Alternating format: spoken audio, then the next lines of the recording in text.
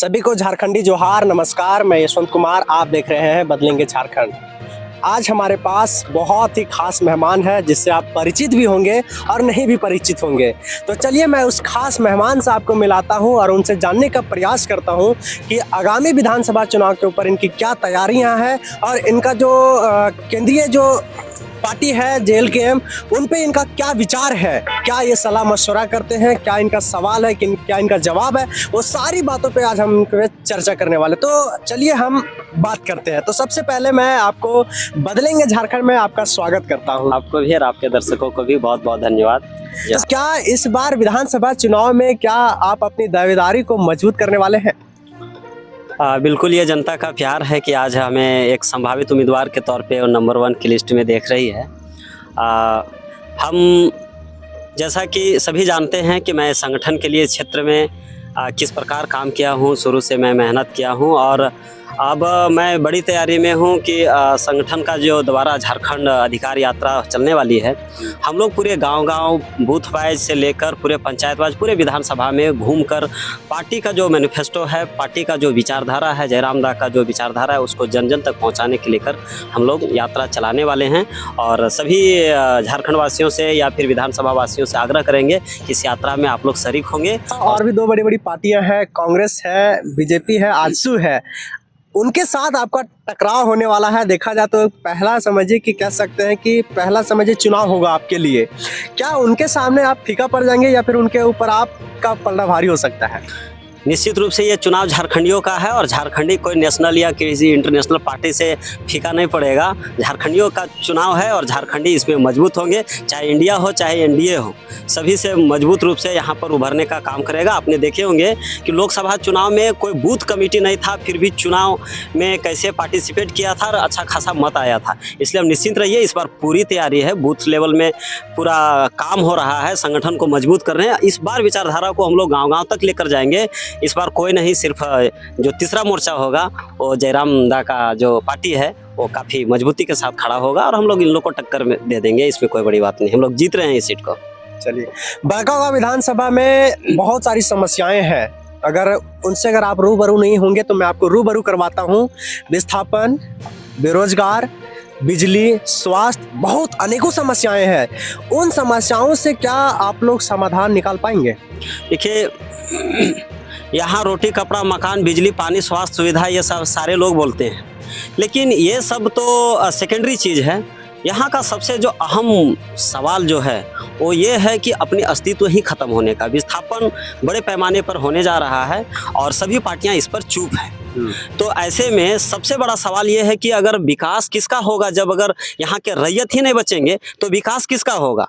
पहली प्राथमिकता होगी कि इन रैयतों को हम लोग को बचाया जाए, विस्थापन कैसे रोका जाए, कम से कम विस्थापन किए विकास का क्या रास्ता होगा, उस पर कोई बहस करने को तैयार नहीं है। और निश्चित रूप से हम लोग कहते हैं कि आज इतने कोल ब्लॉक उजाड़ने की ज़रूरत नहीं है। जिस बिजली बनाने के नाम पर या जिन कॉमर्शियल उपयोग के नाम पर जो क्षेत्र को विस्थापित करने का जो सवाल चल रहा है, बिल्कुल इसको एक तर्क संगत बात करके और रोके जाने की ज़रूरत है, ताकि इतने लोगों को, पहले तो जो लोगों को उजाड़ दिया है, पहले उन लोगों को पुनर्वास किया है क्या? उन लोगों को आज भविष्य सुनिश्चित है क्या? आज बहुत ऐसे करोड़ों लोग हैं जिसको विस्थापित किया गया, उनके पास कोई पहचान नहीं है। आज हमारे पास खतियान है, हम कह सकते हैं कि खतियान ही हमारा पहचान है और झारखंडी हम होंगे। इसका हम लोग आवासीय जाति आय बनाएंगे तो उसका इस्तेमाल करेंगे। लेकिन सोचिए, ज़मीन ली जा रही है और अगर हमारे पास खतियान ही नहीं रहेगा तो हम अपनी पहचान का आधार भी खो देंगे। तो ऐसे में विस्थापन जहां हो रहा है वहां पर उनके जो हक अधिकार हैं, जो प्रायोरिटी मिलना चाहिए, आज नहीं मिल रहा है। आप देख रहे हैं कि उद्योग यहाँ खुल रहा है और पता चला आंध्र प्रदेश की कंपनी को यहाँ पर ट्रांसपोर्टिंग का काम मिल रहा है। उद्योग यहाँ खुल रहा है और तमाम तरह के ठेकेदारी काम बाहरी स्टेट के लोगों को मिल रहा है। तो बताइए, ये कितना दुर्भाग्य की बात है कि ज़मीन यहाँ का लोगों का जाएगा और नौकरी दूसरे को मिलेगा, रोजगार दूसरे को मिलेगा, ठेकेदारी दूसरे को मिलेगा। JLKM के अगर यहाँ विधायक बनता है तो मैं दावे के साथ कहता हूँ कि जो भी विस्थापित क्षेत्र होगा, विस्थापित प्रभावित परिवार को ही वहाँ का, चाहे आउटसोर्सिंग काम हो, टेंडर का काम हो, चाहे वो जितने नॉन टेक्निकल काम हो, तमाम CD ग्रेड का काम हो, सभी में से विस्थापित और प्रभावित परिवार को ही प्राथमिकता मिलेगी और इसके लिए हम लोग लड़ेंगे। ये हमारा हक है, ये भीख नहीं है। हमने जमीन दिया है तब वो खदान खुला है, जमीन दिया है तब वो उद्योग चल रहा है, और जमीन देने वाला ही होशिये में चला जाएगा और उसको ड्राइवर खलासी के लिए पता चलेगा 10-20-50 हज़ार का चढ़ाना पड़े। ये तो दुर्भाग्य की सवाल है। ऐसे ऐसे यहाँ हमारे प्रतिनिधि लोग हैं। तो देखिए, हमारे इस क्षेत्र का अगर दुर्भाग्य हो रहा है तो हमारे कई लोगों का बहुत बड़ा योगदान है। अभी देखिए, पूर्व कृषि मंत्री ने परसों नरसों दिन जो स्टेटमेंट दिया, उसने ये कहा कि देखो बहुत आंदोलन करता है, बादम में अभी मार के भगा दिया ना, इस तरह का स्टेटमेंट दिया है। अरे हम तो चाहते हैं कि कंपनी खुले, ये उनका बयान है। ये योगेंद्र साहब जी कहते हैं कि हम तो चाहते हैं कंपनी खुले, लेकिन भूमि अधिग्रहण का 2013 का कानून इम्प्लीमेंट। भाई 2013 का कानून इम्प्लीमेंट हो जाएगा तो क्या यहाँ के लोगों को विकास हो जाएगा क्या? और ये मतलब चाहते हैं कि खुले। हम लोग स्पष्ट रूप से चाहते हैं कि जहाँ विस्थापित या जहाँ पर खुल चुका है वहाँ यहाँ के लोगों का अधिकार मिले, लेकिन जहाँ नहीं खुला है उस पर सीधा ये बहस हो कि विकास किसका है। तो हम लोग इस पे बहस चलाएंगे। अगर लोग चाहेंगे तो ठीक है, लेकिन लोग नहीं चाहते हैं, जैसा कि हम लोग जानते हैं। अब एक चीज़ और उसने कहा, उसने बहुत तरह के बातें कही। बोला कि ना हमारा पार्टी का एक साथी को कह दिया कि नहीं मुंडा गुंडा लोग यहाँ आ रहे हैं। बताइए, इतना खराब बात कहा, ये कोई बात है? आप पूर्व कृषि मंत्री हैं, आपके परिवार यहाँ 15 साल से शासन, क्या उपलब्धि है आपकी? ये तो आप बताने के लिए आपके पास कुछ नहीं है। आप दूसरे को टीका टिप्पणी कर रहे हैं। सवाल अगर ये जो है झारखंड का या फिर बड़का गांव का, ये आप कर देते तो आज युवा लोग क्यों आगे आते? आप नहीं कर रहे तब तो लोग आगे आ रहे हैं ना। तो ये तो एक तरह से ये जो मुंडा गुंडा का ये जो शब्द कहा है, हम इसका निंदा करते हैं और इसको हम तो कहेंगे कि समुदाय के लोगों को भी इसके खिलाफ खड़े होना चाहिए। सवाल हमारा आपसे ये रहेगा कि जयराम महतो अगर आपको नेतृत्व करने का मौका देते हैं बड़कागांव विधानसभा से, तो आप उस पर कैसे खरा उतरेंगे? देखिए, बड़का गांव का नेतृत्व करने का मौका देगा तो बिल्कुल मैं बड़का गांव को अच्छी तरीके से समझता हूं। चाहे विस्थापन का सवाल हो, उद्योग का सवाल हो, ये कृषि प्रधान क्षेत्र है और यहाँ पर आप चाहे तो कृषि हब बनाया जा सकता है। यहाँ प्रखंड स्तरीय मंडी बनाई जा सकती है। जो MSP है उसको लागू करवा कर, कोल्ड स्टोरेज बनवा कर, आप कृषि से लोगों को जोड़कर, और यहाँ के लोगों को जो दिल्ली मुंबई जैसे शहरों में जो जाना पड़ता है उसकी ज़रूरत नहीं पड़ेगी। यहाँ संसाधन भरा पड़ा है, लेकिन यहाँ मतलब ऐसे नियम बनाने की ज़रूरत है कि जो इस क्षेत्र में उद्योग चलेगा उसमें 100% यहाँ के लोगों को भागीदारी सुनिश्चित करना पड़ेगा। वो हमारा हक है और ये कर देंगे तो यहाँ के लोगों को बाहर जाने भटकने की ज़रूरत नहीं होगी। इसके अलावे सबको भाई कंपनियों में ही नौकरी नहीं मिलेगी, वैकल्पिक स्वरोजगार के कई साधन खड़े किए जा सकते हैं। कृषि तो है ही, इनके अलावे भी बहुत ऐसे हैं, जैसे पर्ल का खेती हो, मोती का खेती बहुत अच्छा फायदेमंद है। ऐसे ऐसे कई सारे वैकल्पिक खेती है जिसकी ओर अगर हम जाएंगे तो लोगों का लाभ हो सकता है। और यहाँ पर जो भौतिक संसाधन है, जो बालू है, पत्थर है और भी जिसमें ग्राम सभा का अधिकार है, इसको अगर हम लोग मजबूती से ग्राम सभा को खड़ा कर देंगे तो उनके पास खुद अपनी संसाधन है, उन संसाधनों में वो अपनी आय खुद बढ़ा लेंगे।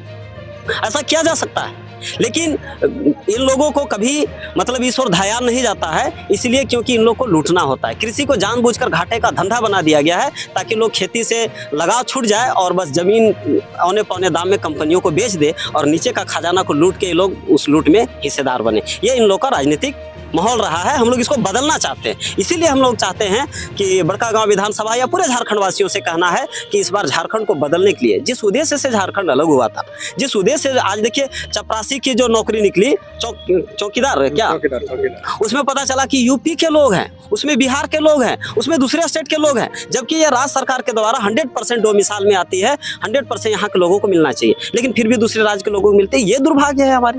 तो हम लोग आएंगे तो एक स्पष्ट रूप से ठोस नियोजन नीति बनेगा, स्थानीय नीति खतियान आधारित बनेगा और यहाँ के उद्योगों में यहाँ के लोगों को प्रायोरिटी मिलेगी और वैकल्पिक विकास मॉडल जिसमें जनता का विनाश कम से कम हो। हम प्राकृतिक संसाधनों का इस प्रकार इस्तेमाल करेंगे जिसमें भावी पीढ़ियों का हित को ध्यान में रखते हुए यहाँ के लोगों को वाकई में फायदा हो।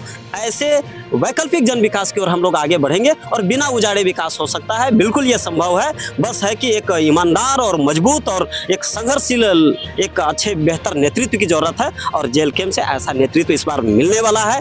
निश्चित रूप से बड़कागांव की जनता इस बार बदलाव के लिए तैयार खड़ी है। इस बार आप देख रहे हैं कि कोई 15 साल से पक्ष में है, कोई 15 साल से विपक्ष है। ये 15 साल सराप है। आप देखते आए हैं कि हर 15 साल में यहाँ पार्टियों बदली है, विधायक बदले हैं। निश्चित रूप से एक बार पक्ष विपक्ष सब बदलेगा और एक बार नया जेल कैंप को मौका मिलने वाला है और यहाँ से हम लोग जीतने वाले हैं और झारखंड के और ये जो बड़कागांव की गंभीर सवाल है इसको हम लोग ठीक करने का काम करेंगे हर एक मोर्चे पे।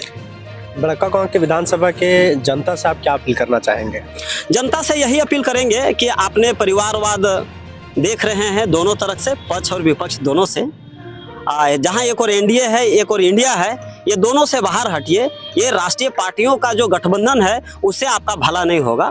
भला आपको, जैसे आप दक्षिण भारत में देखते हैं कि वहाँ की क्षेत्रीय पार्टियों को मजबूत किया जाता है, इस बार आप जो हैं से जयराम दा का ये जो तीसरा मोर्चा है जेलकेम का, इसको मजबूत कीजिए। ये एक क्षेत्रीय पार्टी है और झारखंड के सवालों पर ये संकल्पित है। जल जंगल जमीन बचाने से लेकर हक अधिकार, यहाँ के लोगों का जिस उद्देश्य से झारखंड अलग हुआ था उन तमाम भावनाओं को पूरा करने के लिए संकल्पित हैं। एक बार आप लोग मौका दीजिए। हम लोग जितने भी विस्थापन का सवाल है, रोजगार का सवाल है, लोग बाहर भटकते हैं, उसकी जरूरत नहीं पड़ेगी। हम लोग सुव्यवस्थित ढंग से यहाँ पर रोजगार भी क्रिएट करेंगे और इन संसाधनों का भी लाभ यहाँ के लोगों को मिलेगा।